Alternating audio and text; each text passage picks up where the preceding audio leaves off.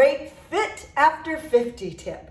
First of all, a lot of times people write to me that say they really hurt their wrists when they do a plank. So let me show you some great alternatives to modify so you can still strengthen your abs, but keep your joints healthy.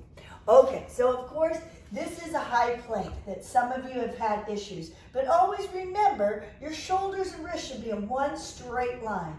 If that is too hard, make sure you just drop down to your elbows and protect your wrists. That way your wrists are relaxed. Notice my shoulder is in a direct line to my elbow. Very important for good positioning on a plank.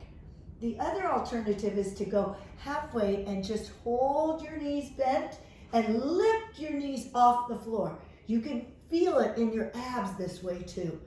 These are all great alternatives to a plank.